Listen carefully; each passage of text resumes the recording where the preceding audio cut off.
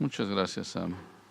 Déjenme decir que esta plática está diseñada para dar un vistazo muy general y me disculpo con los otros oradores porque tal vez cubra parte de sus temas, pero estoy seguro que va a ser muy por encima.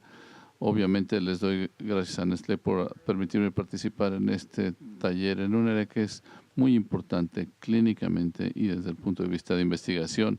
Voy a tratar de hablar levemente a ustedes sobre la colonización bacterial de del intestino de los neonatos y el desarrollo de inmune y prevención de enfermedades. No tengo ningún conflicto de intereses y quiero comenzar considerando con ustedes el problema clínico.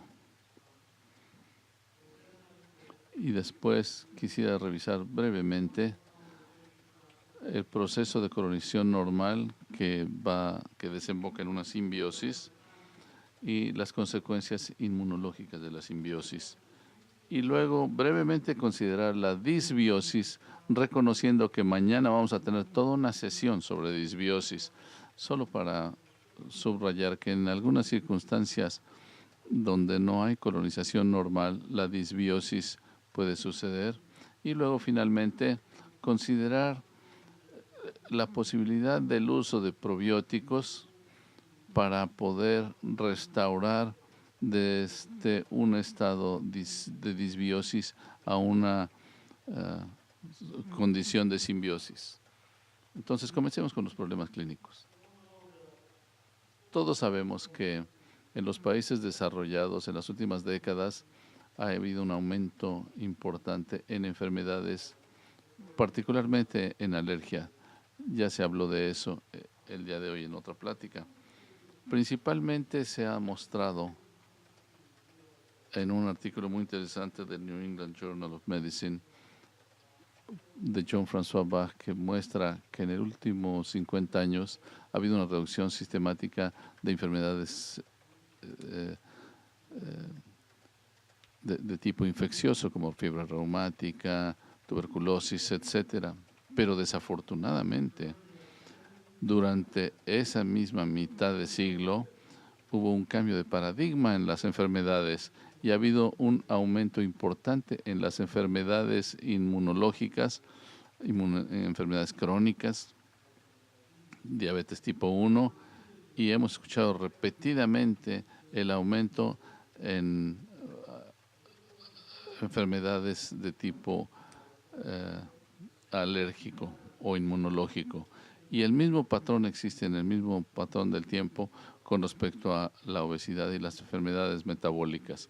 Entonces, claramente ha habido un cambio en el paradigma de las enfermedades. Originalmente, la explicación para aumentar la alergia era la hipótesis de higiene, donde las familias grandes que tenían enfermedades recurrentes tenían menos enfermedades alérgicas basados en que no estaban expuestos a mayor infección, pero esa hipótesis se ha esfumado al punto de que pensamos que no son los patógenos, sino las bacterias, y la naturaleza de la colonización original es un determinante importante sobre si la enfermedad les va a atacar o no. Esto es parte dado el hecho de que al nacer hay una fluctuación grande en la microbiota cuando los individuos son más susceptibles a la enfermedad y en el tiempo cuando las defensas están desarrollándose. Entonces, tener una microbiota apropiada en el periodo de desarrollo es crítico para ayudar a prevenir estas enfermedades. Vamos a oír más del concepto de nutrición como un factor ambiental en la microbiota. En ningún momento de la vida es más importante que en la colonización inicial. Si la colonización es normal, los niños desarrollan sus propias autodefensas, deben desarrollar la capacidad para tener tolerancia oral. Eso vamos a hablar en un minuto, porque sin la tolerancia oral es más fácil que desarrollen de esas enfermedades del tipo inmune. Entonces, ¿qué es la colonización normal? La simbiosis. Simbiosis se define como un beneficio mutuo para tanto la microbiota como al anfitrión en términos de un proceso de equilibrio de regulación e inflamación. Aquí tenemos las bacterias simbióticas y los patógenos, y se crea un equilibrio inmunológico sin inflamación y sin enfermedad. Si se hace un corte del intestino, de un feto humano en el intestino, a pesar del hecho de que están expuestos un poco a microorganismos, van a encontrar que el epitelio es inmaduro y hay muchos elementos que pueden pasar. Si del otro lado se toma el mismo corte de intestino de un neonato en un ambiente extrauterino, encuentran que se vuelve maduro en el epitelio, expresando todas las subclases y una abundancia de linfoma. La diferencia en el ambiente entre el intestino fetal y el neonatal es la exposición a las bacterias. La colonización neonatal normal resulta en una simbiosis que lo lleva a la homeostasis en la ausencia de enfermedad. Por eso es tan importante. Hay varios componentes que constituyen la colonización, el proceso de colonización normal, que tienen que ver con un embarazo saludable, el nacimiento vaginal y que no haya otras infecciones. El feto de término deja un ambiente intrauterino parcialmente colonizado, pasa a través del canal de nacimiento, donde hay microbiota vaginal de la madre, y este es el primero fase o paso más importante de la colonización. La colonización se estimula también por la introducción de la alimentación oral, la leche materna en ese momento. También se afecta cuando las dietas líquidas se convierten en dietas sólidas, cuando en el momento del destete, y de los 12 a los 18 meses normalmente su intestino está totalmente colonizado con una microbiota diversa, con con más de 1000 especies. Si se ve el microbioma del intestino de los niños nacidos vaginalmente, se encuentra que es muy similar al microbioma vaginal de la madre, lo cual sugiere muy fuertemente que este es un paso inicial importante en términos de la colonización. Un componente importante de esto, como dije, es la introducción de la alimentación oral, y hemos encontrado más y más que el alimentar únicamente con leche materna es parte del proceso de colonización normal. Y déjenme mostrarles estudios hechos hace algunos años utilizando cultivos de diferentes medios. Estos bebés promueven la bacteria de colonización y una microbiota más madura que los bebés que no se alimentaron con leche materna. Y utilizando metaanálisis se ha encontrado que los bebés alimentados con leche materna tienen una bacteria que tiene cualidades únicas en el desarrollo de las defensas, que incluyen bifidobacteria. ¿Y por qué es importante esto? Porque hay una asociación directa entre el nivel de bifidobacteria y el nivel de secreción de bebé de un mes. Hay una relación inversa de inflamación y el nivel de bacteroides en el primer mes de edad, lo cual sugiere fuertemente que estos organismos específicos que se pasan en la leche materna tienen un efecto profundo en el desarrollo normal del intestino.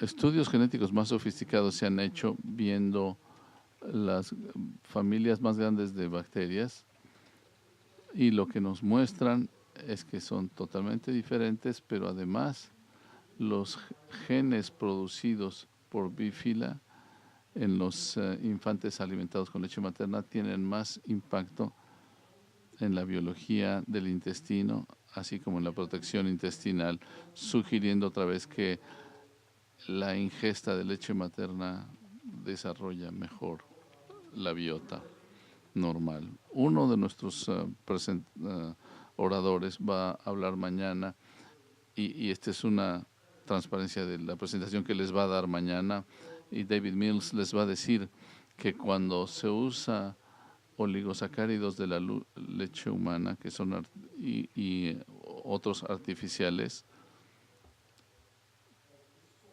como fuente para crecimiento de bifidobacteria, se estimula el aumento, la proliferación de organismos, pero los genes que los organismos producen.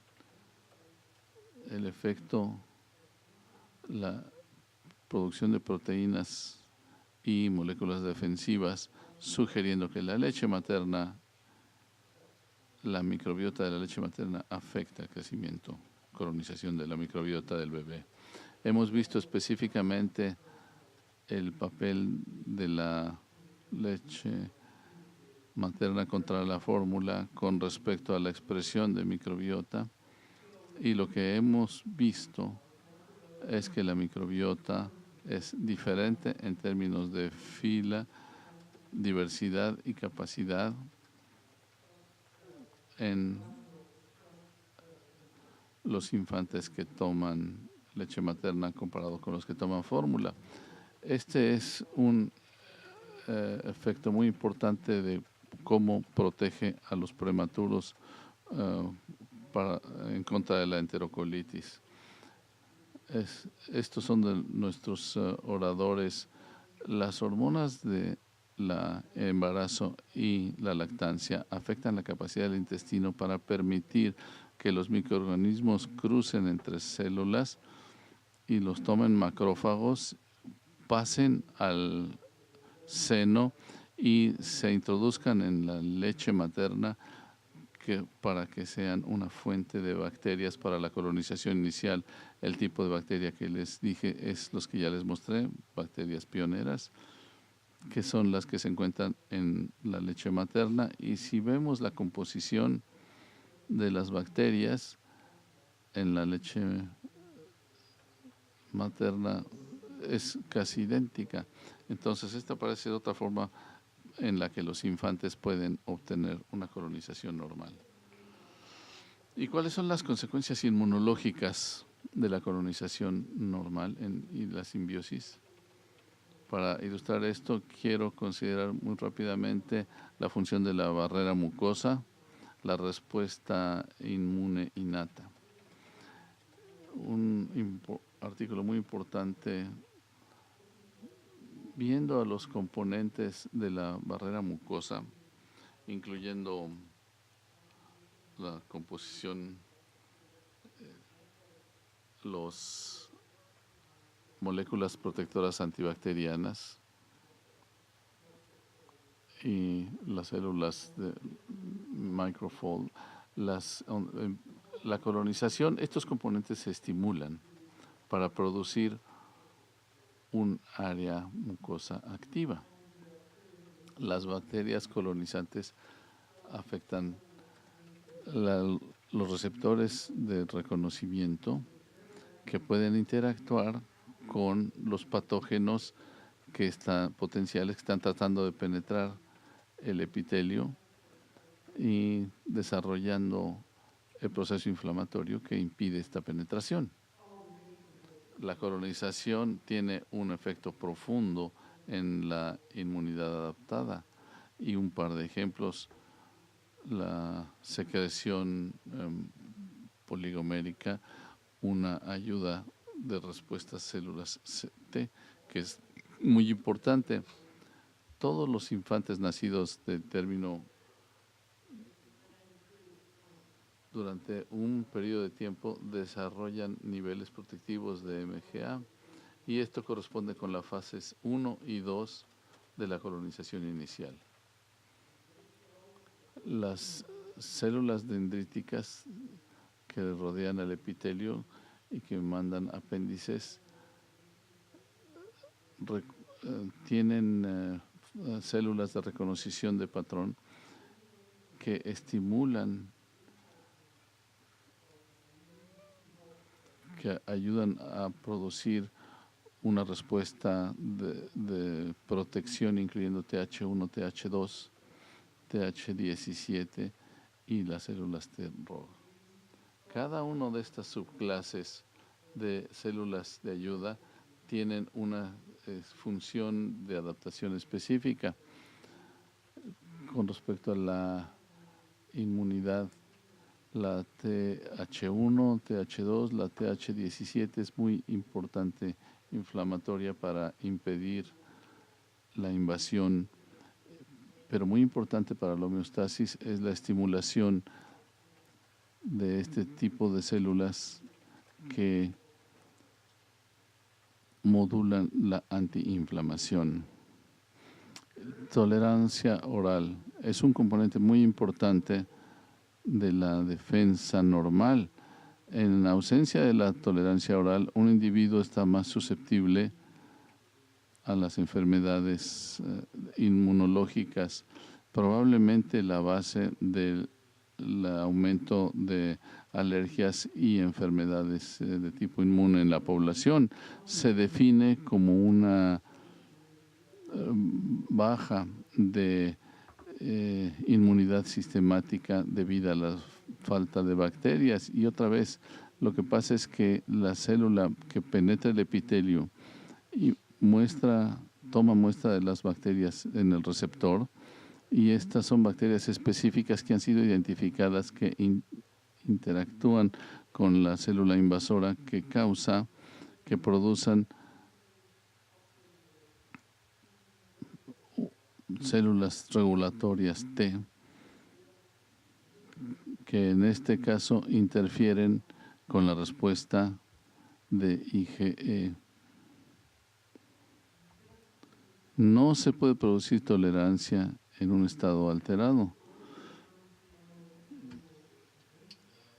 Convencionalmente se ha utilizado estudios en animales para ver la tolerancia. Se puede ver aquí, si se toma un animal que no tiene tolerancia y se ve cómo se puede tener tolerancia donde se tiene, en otras palabras, la colonización es muy importante en el desarrollo de tolerancia en los individuos.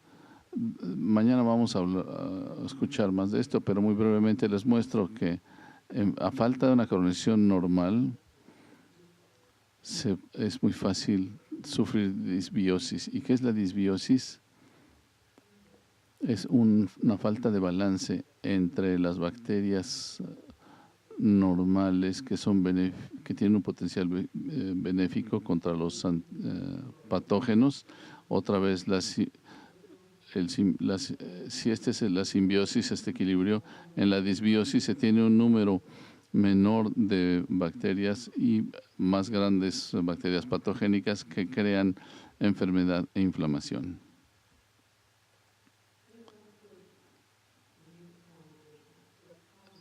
La colonización inicial inadecuada sucede en el nacimiento. Aquí se ve que el nacimiento antes de término normalmente produce una colonización inadecuada, y a pesar de la estimulación oral, En este tiempo el niño es más susceptible a los patógenos y al ambiente. Si se ve el microbioma en el intestino de niños nacidos por cesárea, se ve que estén más asociados con problemas asociados con la microbiota de la piel de la madre que con la microbiota vaginal. Obviamente, vamos a oír más de esto mañana, pero la cesárea, especialmente electiva, se ha vuelto muy común en los países desarrollados y durante los últimos décadas ha llegado al 50-60%, y este estudio hecho en Dinamarca muestra que un gran número de niños nacidos por cesárea tienen factor de riesgo para desarrollar enfermedades crónicas como asma, enfermedades inflamatorias. No voy a mostrar esto porque ya les mostró esta transparencia, pero sugiere que lo mismo sucede en la población pediátrica. Y si se usan antibióticos, un número de episodios de uso de antibióticos de amplio espectro en el primer año de vida, los individuos muy probablemente desarrollen asma en la adolescencia.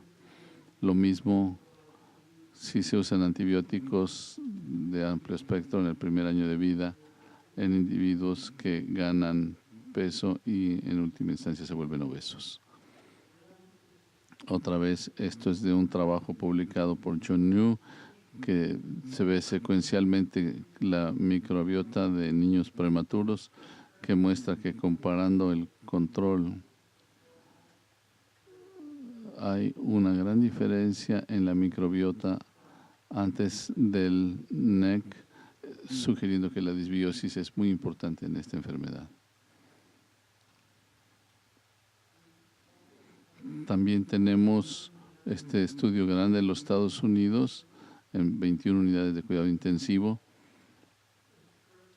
viendo el uso empírico de antibióticos, y hay una correlación directa entre el número de días que se han utilizado los antibióticos y la posibilidad de desarrollar o de que se dé morbilidad y muerte por intercolitis necrótica.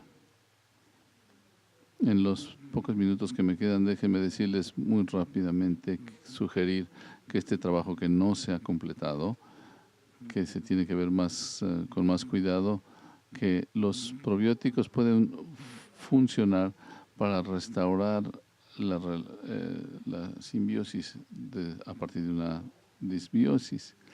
Los prebióticos aumentan el balance porque hay menos posibilidad de enfermedades inflamatorias, y como les mostré, ya vimos la influencia de la leche materna dada a los prematuros contra fórmula, y muestra no solo las diferencias en fila, sino también en bacterias específicas. Pensamos que este puede ser un factor al alterar la disbiosis asociada con enterocolitis necrótica. Estamos actualmente aislando estos organismos y viéndolos específicamente para causa y efecto en nuestros modelos de intestino. Mucho metaanálisis publicado con respecto a probióticos, y este es uno en pediatría que muestra un efecto protector contra la severidad de la enfermedad.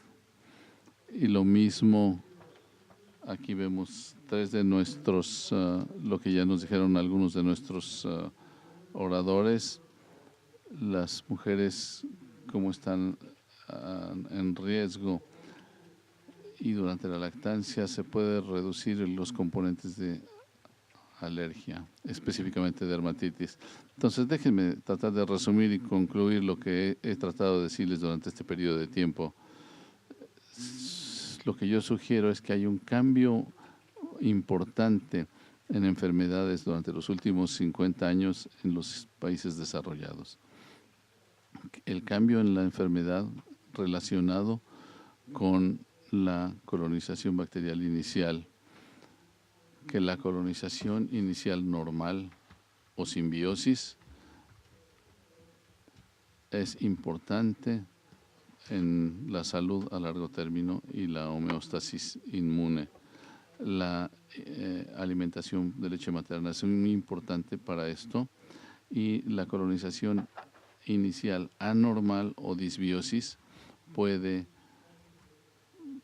expresarse en enfermedades más tarde en la vida, y que el uso de probióticos puede influenciar la conversión de la disbiosis a simbiosis. Muchas gracias.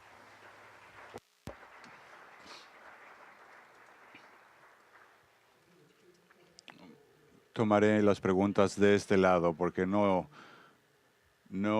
está bien mi cadera. Me cuesta trabajo estar de pie mucho tiempo. Me voy a dirigir a la mesa. Muchas gracias por esta maravillosa presentación. Abrimos la sesión a preguntas y respuestas. Inicien su pregunta encendiendo la luz de su micrófono. Dr. Sherman.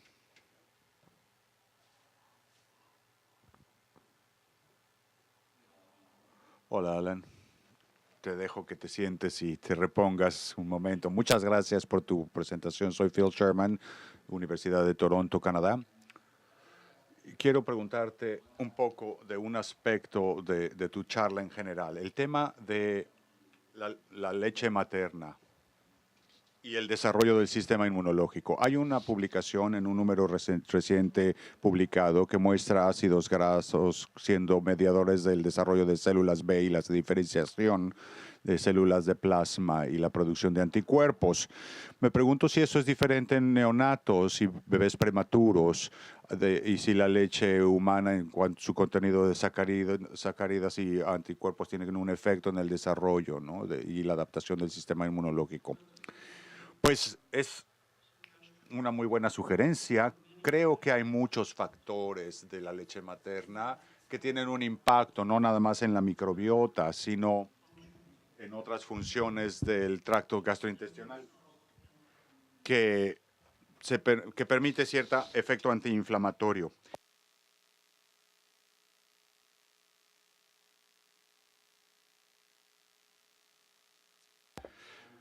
Quiero preguntar sobre el tiempo de las intervenciones para prevenir el riesgo de diferenciación.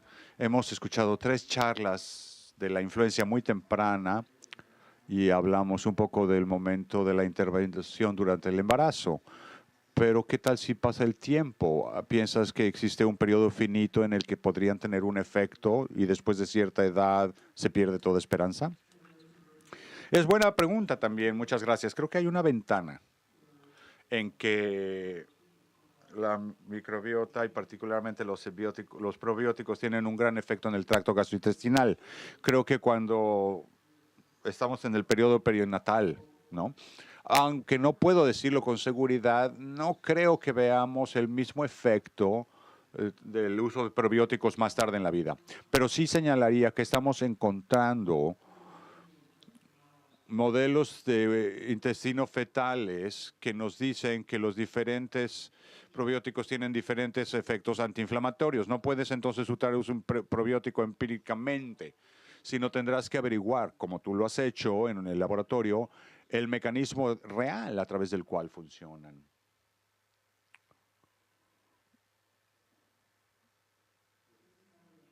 Gracias. Una vez más, tengo muchas preguntas. En el principio, cuando se introdujeron los probióticos a las áreas de hospitalización, hay ciertos reportes que dicen que hubieron epidemias de sepsis relacionados con los probióticos. Quiero saber su opinión al respecto con todo este nuevo conocimiento de probióticos. Pues es cierto, los probióticos, se ha demostrado que los probióticos producen bacteriemia ocasionalmente. Es una complicación muy inusual, pero sí es algo que tenemos que tener en mente, particularmente cuando enfrentamos probióticos en el huésped inmunocomprometido. Sí, recogiendo una pregunta previa, me parece muy interesante una diapositiva respecto de las diferencias en la leche materna la leche materna, la leche de donante humano y la fórmula en relación con la microbiota. ¿Cuál es su entendimiento respecto a esta leche materna, leche de donante y leche de donante de la madre?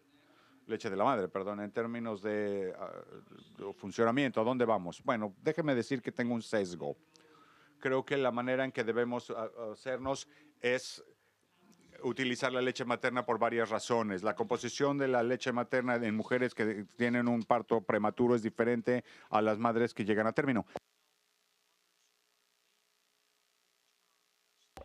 Pero cuando llegamos a término en la gestación, no es que nos alejemos de estos factores protegidos, sino que esta leche es procesada, es pasteurizada en la fórmula y matas muchos de estos factores, ¿no? Lo que mostramos es una diferencia notoria entre la microbiota y las infantes que reciben fórmula contra la leche materna, ¿no? La leche inicialmente tenía un patrón más o menos similar al de la leche materna expresada, pero no tan poderoso. Entonces, tal vez sea un proceso intermedio. Creo que si no tienes la leche materna, pues habría que tomar esta alternativa, pero yo urgiría a la gente a que si tienes partos prematuros, se aliente a la madre a expresar esa leche materna, ¿no? Voy a intervenir con una pregunta de seguimiento. Siempre me molesta la noción de que las mujeres de madres de pequeños muy prematuros, la leche está como en adaptación. La leche de las madres de bebés prematuros tiene más IGF, TGF, y me cuesta trabajo creer que sea una adaptación evolutiva, dado que estos bebés no podrían previamente no haber sobrevivido, ¿no? Yo los pienso igual.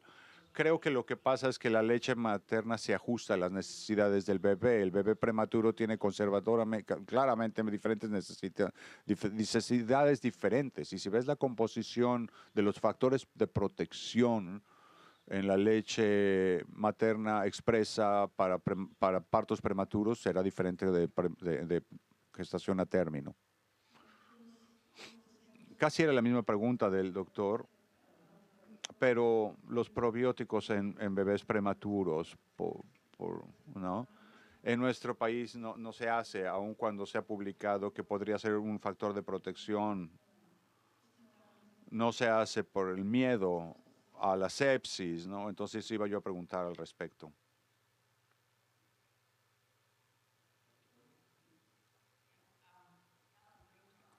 Grande charla, excelente charla, y quiero hablar de este concepto de ventana y el tiempo para el retiro de la lactancia. Sabemos ya si es mejor exponer en el desarrollo a un infante a una alergia potencial cuando ha desarrollado totalmente su microbiota, o es mejor esperar hasta que se ha establecido pues una microbiota más parecida a la del adulto. Son las vías que podemos elegir, pero no sé si haya una literatura que nos sugiera qué hacer, ¿no? En cuanto a la lactancia. Y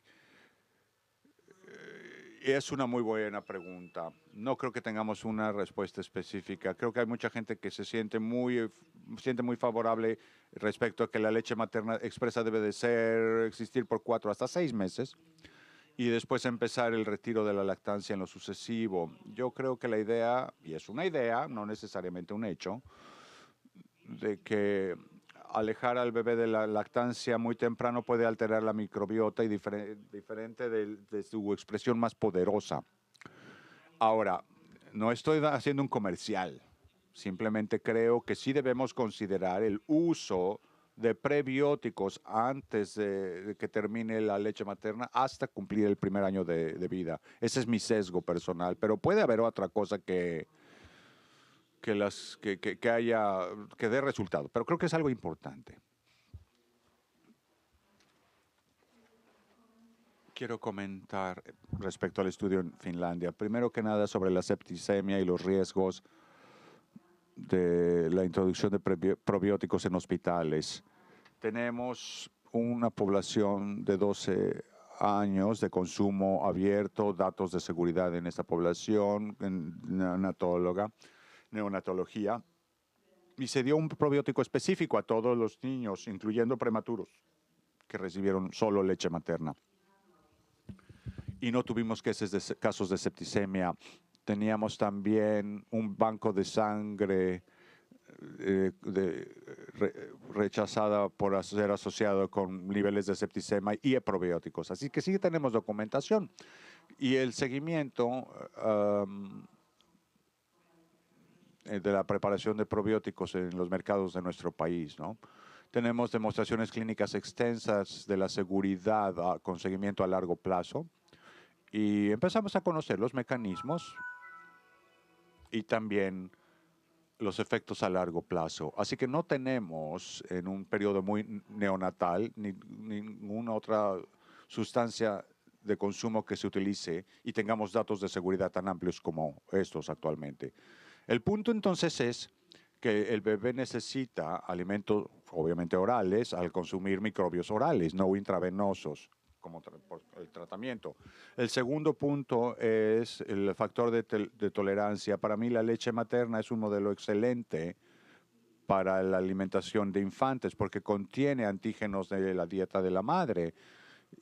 Tenemos mejor inmunoglobulina, en fin, pero se degrada en el intestino materno y se administra al bebé con muchos compuestos antiinflamatorios como IGF, etcétera, IgB, etcétera. Es el modelo de la naturaleza para introducirnos estos globulinas y todos sus derivados. Así que hay otros datos a largo plazo, datos clínicos, que muestran que no hay razón para posponer la introducción, como la historia en Suecia, para la enfermedad celíaca. No hay beneficios al posponer el ingreso de antígenos que se llevó a cabo en décadas tratando de reducir los riesgos de alergias y ocurrió lo opuesto.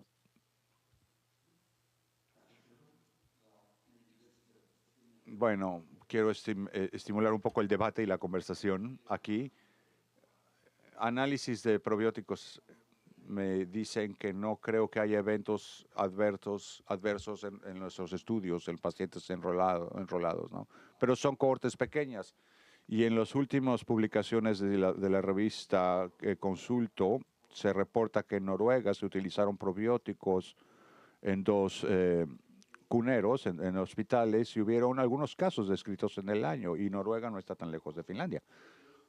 Creo entonces que hay más información que requerimos cuando hay niños en riesgo, niños muy pequeños de menos de 1 kilo, con riesgo de NEC, en cuanto a seguridad. Y no estoy tan seguro de si el uso en abierto en países donde está regulado, como Japón, por ejemplo, la ley dice que los bebés prematuros necesitan probióticos, ¿no? Necesitamos más información y observación muy cuidadosa cuando un bebé tiene señales de enfermedad y que tenemos que considerar la cepa bacterial cultivada, a ver si es idéntica o no a lo que está incluido en la fórmula que se le ofrece. Pues es un punto muy importante. No queremos ser demasiado audaces con la posibilidad de una bacteremia por el uso de antibióticos, ¿no? Un abordaje que se ha probado es ver la tabalómica, las secreciones de bacterias, organismos vivos en las células para ver si se puede lograr el mismo efecto sin que sea infeccioso desde la perspectiva del probiótico, ¿no? Así que sí hay áreas de investigación que se tienen que expandir.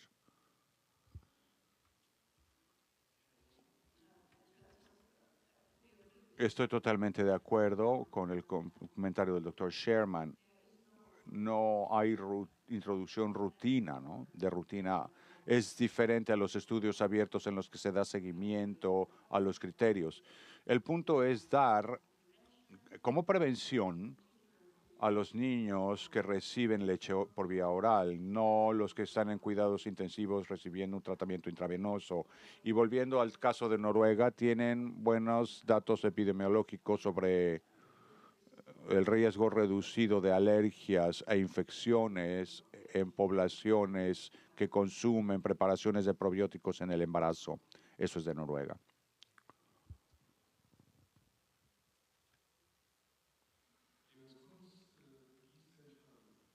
Clearance Kunz de Alemania. Bueno, quiero pedirle que comente sobre sus palabras de que debemos utilizar prebióticos para influir la microbiota. Por la definición de los prebióticos, estos son un carbohidrato, ¿no?, que debiera influir en la bifidobacteria. Pero si leemos las publicaciones de los últimos 10 años, en el 50% de las publicaciones que utilizan GOS, FOS y otros componentes no tenemos efectos en la bifidobacteria en absoluto. Y en efecto se concentran en los ácidos grasos de poca duración, se concentran en el pH y las diferencias, ¿no? ¿Qué cree usted que, bueno, más bien, ¿a qué se refiere con el efecto de los prebióticos? Bueno, tal vez no debería haber dicho eso. Tengo un sesgo en ese punto simplemente y creo que usted sabrá mucho más de eso que yo.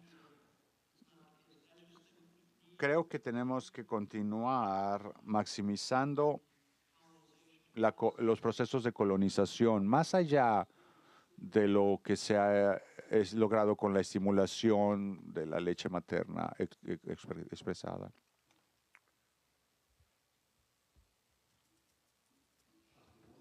Doctor Mills, una de las cosas que quiero hacer un comentario. Los estudios son microbios y leche materna. Y hasta donde yo sé, se han llevado a cabo principalmente en países desarrollados. Existe una cantidad relativamente reducida en la leche materna. Si hablamos de prebióticos y probióticos, obviamente los niños están recibiendo microbios en la leche materna, no hay duda de ello. Pero no estoy seguro de los niveles y tampoco estoy seguro de cómo se vea en el resto del mundo, en la población de los otros países, muchos más microbios en la leche materna en otros países, para los niños de países menos desarrollados, en comparación con los países más desarrollados. Al considerar si los probióticos son seguros o no para los niños en este momento, ciertamente sabremos que habrá microbios que se reciben a través de la leche materna, y yo diría que no sabemos las cantidades. Tal vez en los países desarrollados sí, pero el resto del mundo no. Y así que es un tema muy complicado. Sí, tiene usted toda la razón. Son cantidades pequeñas, tal vez 10 a la tercera por centímetro cúbico. Hubo una reciente publicación que sugiere que si sumáramos todos los microbios que reciben a través de la leche materna con la cantidad colectiva de leche materna en un día, tendrías una cantidad bastante significativa. Pero no sabemos hasta qué punto esos microbios contribuyan a la colonización en sí o a los efectos funcionales y el desarrollo del bebé. Entonces, en relación a microbios y en la leche en países desarrollados y no desarrollados, no creo que sepamos mucho al respecto. Creo que sí hay evidencia de publicaciones recientes del microbioma que sugiere que hay diferencias en los microbiomas de niños prematuros con leche materna y contra los niños a término, pero eso es algo que apenas se está empezando a analizar. Ahí lo menciono para ser exhaustivo, ¿no? Pero es todo lo que sabemos. Muchas gracias por la charla.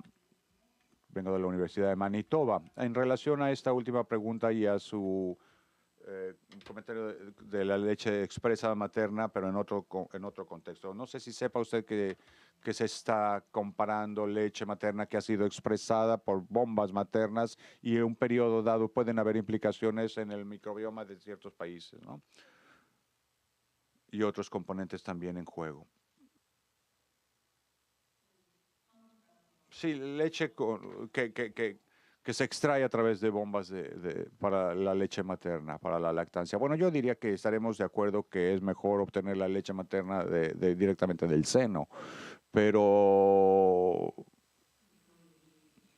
los permisos, la mujer que trabaja, los permisos para ausentarse por un periodo de lactancia, yo creo que en la mayoría de los casos, pues sí tiene un uso de estos bombas, y la expresión puede ser ligeramente diferente de la leche materna que ha sido extraída con bombas que directamente de la mama.